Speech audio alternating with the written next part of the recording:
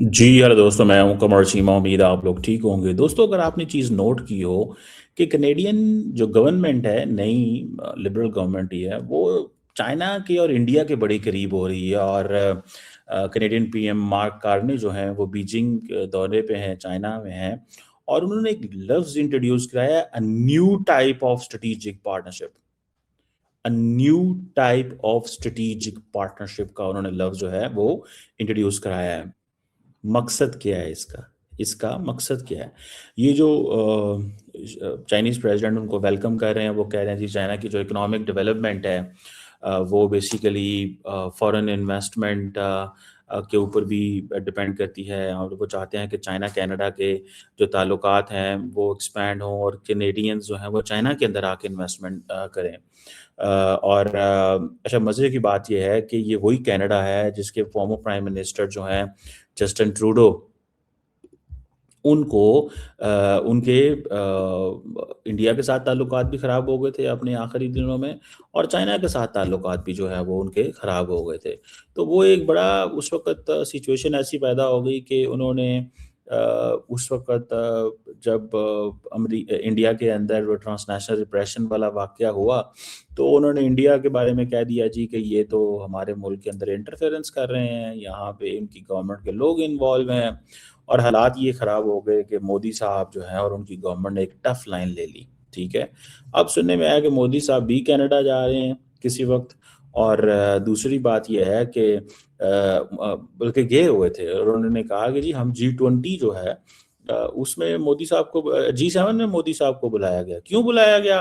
Because वो कहते हैं कि मोदी को अगर नहीं बुलाएंगे, अगर मोदी को नहीं बुलाएंगे भैया, ठीक है, तो निज़ाम कैसे चलेगा? इतनी बड़ी मार्केट है। ये मार्क कार्ने के लफ्ज़ हैं। ये मार्क कार्ने ने कहा कि अगर हम मोदी को नहीं बुलाएँगे, तो भई हम किधर जाएँगे? ये हमारे लिए एक चैलेंज ये है। वो this is what they said in fact, this is what he said. मैं बस रिपीट कर रहा हूँ, ये मार्क कार्ने ने कहा। अब वो अमेरिका से ताल्लुकात ख़राब हो रहे हैं, अमेरिका सबको टाइट कर रहा है, तो वो कह रहे हैं अच्छा अमेरिका अगर टाइट कर रहा है तो फिर क्या करें?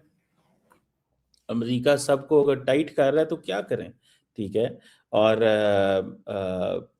ये पॉइंट जो है, इट मीन्स कि all these European countries are opening up with China. तो अमेरिका बेशक कहते रहे कि हमारे इनके साथ बड़ा स्ट्रेटेजिक कंपटीशन है, हम इस मसले में हैं, हम उस मसले में हैं। इंडियंस जो हैं वो जो फ्रेंच हों, कैनेडियंस हों, वो सारे समझ रहे हैं हमें तो काम करने की ज़रूरत है। अमेरिका भी हम कैसे एतबार करें? वो जो ग्रीनलैंड के ऊपर उसने वो कह रहा है जी ये मुझे दो, नहीं तो चाइना और अमेरिका रशिया इसके ऊपर कब्ज़ा कर लेंगे, ये मुझे चाहिए। मैं उसको देख रहा था, वो क्या नाम है जो ग्रीनलैंड के फॉरेन मिनिस्टर, वो कह रहे थे पिछले 12 साल से कभी कोई कनाडा की जो गवर्नमेंट लीडरशिप है, सॉरी, चाइनीज़ कोई शिप जो है, मिलिट्री शिप हमारे पास नहीं आया। तो ये किन बुनियादों पे कह रहे हैं?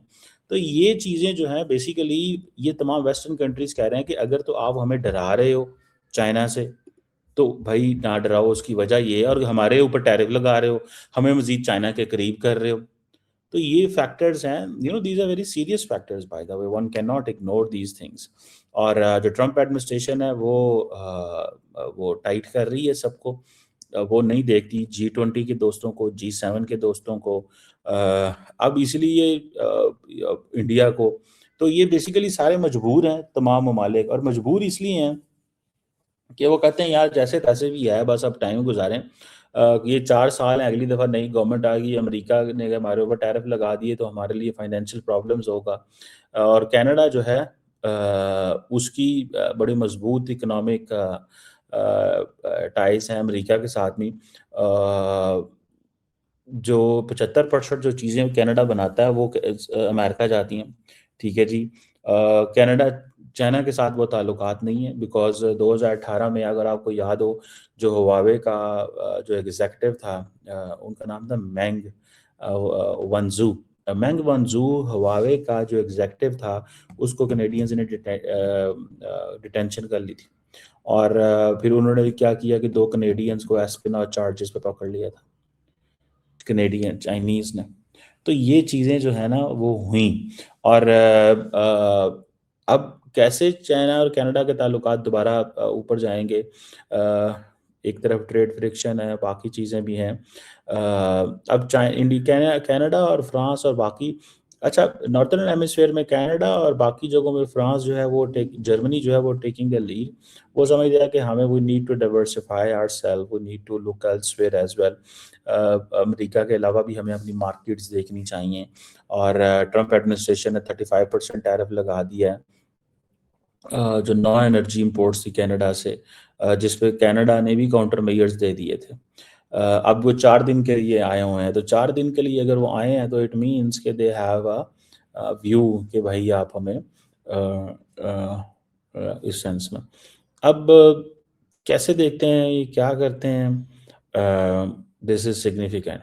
अब जो कैनेडियन लीडर्स हैं, वो मेरा ख्याल है कि ये पिछले 10 सालों में, 8-9 सालों में ये एक पहला कनाडा का विजिट है। तो बेसिकली तो कनाडा ने अपनी पॉलिसी रिगार्डिंग चाइना जो है वो अमेरिका के कहने पे रखी है ऐसे, और इंडिया भी ऐसे रखी। तो जब अमेरिका से ताल्लुकात अच्छे नहीं हैं तो फिर किस डायरेक्शन में जाना है, ठीक है ना जी। तो वो कह रहे हैं कि नो दीज आर हमारे लिए क्राइसिस पैदा हो गए हैं बड़े पैमाने के ऊपर। और अब कैसे इन चीज़ों को करना है, कैसे बनाना है। और फिर चाइना का भी ये है कि वहाँ पे एक ब्यूरोक्रेटिक सिस्टम है और वो इस चीज़ को वैल्यू देता है कि रेसिप्रोकल प्रोटोकॉल जो है ना, अगर जो हमारे साथ करोगे हम तुम्हारे साथ वैसे ही चलेंगे। तो ये सारे वेस्टर्न कंट्रीज ये कहते हैं कि ये हमारा दोस्त है, हम सारे दोस्तों को we need to get together, हमें इकट्ठे होने चाहिए, हमें इकट्ठे होने चाहिए, मिलना चाहिए। और हमारे ऊपर चाइना का भी के साथ भी हमने लड़ाई ले ली, रशिया से भी लड़ाई ले ली, अब अमेरिका हमसे वैसे ही हमें टाइट कर रहा है, तो हम किधर जाएं, वैल्यूज़ पे तो खड़े नहीं हुए, वैल्यूज़ पे तो वो खड़े नहीं हुए, वैल्यूज़ कोई उस तरह है नहीं है। तो ये इन चीज़ों को अगर देखें तो वो they are making a point, ठीक है ना जी। तो मुझे ऐसे लगता है कि ये पॉइंट जो है ना, it is going to be very very counter productive.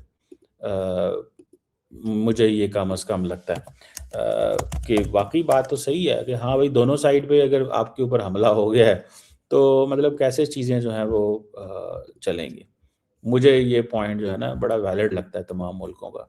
और दूसरी तरफ ये है कि आपको याद होगा कि G20 का कि इंडोनेशिया में इजलास हो रहा था, वहाँ पे उन्होंने झड़क दिया था इसको, ट्रूडो साहब को झड़क दिया था, ठीक है। और अब ये करने की गवर्नमेंट आई, ट्रूडो तो खैर फारग हो गया बिकॉज उसने अनपॉपुलर था, ऑपोजिशन उसके ऊपर हमले कर दी, उसने जैसे ही अपनी वजारत उज़्मा और बाकी सब कुछ छोड़ा, ये कारने साहब आए, इन्होंने ट्रम्प के खिलाफ महाज बना दिया, पूरे का पूरा कनाडा अमेरिका के खिलाफ हो गया, और वहीं से कनाडा की वो जो गवर्नमेंट है दोबारा उसको स्पेस मिल गई और वो दोबारा पावर में आ गए। तो ये चीज़ें जो है ना, दे आर देयर। अब वो कहते हैं कि जी हमारा चाइना जो है वो हमारा की पार्टनर है। अब वो कह रहे हैं कि जी कैनेडियंस अपनी मार्केट को एक्सपैंड करना चाहते हैं। सो अगर जियोपॉलिटिकल पर्सपेक्टिव से देखा जाए तो जो यूएस और चाइना की जो टेंशन है और चाइना की जो क्लोज सिक्योरिटी पार्टनरशिप अमेरिका के साथ है, चाइना भी चाहता है कि उनके कनाडा से अच्छे ताल्लुकात। अगर वो Canada if it is not on their side तो इनके लिए भी एक मसले मसाइल जो है ना वो हैं। One must not ignore these things, इन चीज़ों को अगर इग्नोर हम ना करें तो ये एक पॉइंट एंड है, सिग्निफिकेंट पॉइंट है बाय द वे। मेरी जो एक राय या मेरी एक जो सोच है इस हवाले से, दैट इज़ देयर। बहरहाल देखेंगे सही कि बनता क्या है, देखना तो ये है कि बनता क्या है, किस तरह की चीज़ जो है वो सामने आती है, किस तरह का फ्रेमवर्क जो है वो सामने आता है, ये तो ओनली टाइम विल टेल। लेकिन एक चीज़ बड़ी क्लियर हो गई है कि जो लीडरशिप है कनाडा की और वेस्टर्न वर्ल्ड की, उन्होंने रियलाइज़ कर लिया that we can not trust United States. हम अमेरिका पे एतबार नहीं कर रहे, और यही वजह है कि शायद आज सारे के सारे जो वो हैं वो इकट्ठे हो गए हैं और वो कह रहे हैं कि बस ठीक है, कनाडा कौन सा कम्युनिज्म को एक्सपोर्ट करता है, कनाडा कौन सा कम्युनिज्म को एक्सपोर्ट करता है, मतलब वाई वाई हम क्यों इसको जो है ना वो करें। तो बहरहाल सिग्निफिकेंट चीज़ है, let's see. What comes on its way, और कैसे ताल्लुकात बेहतर होंगी, क्योंकि इंडिया के साथ भी इन्होंने अपने ताल्लुकात को ठीक कर लिया। सो एक कनाडा की पोजीशन जो है वो that is changing very fastly, knowing के they need to increase their options.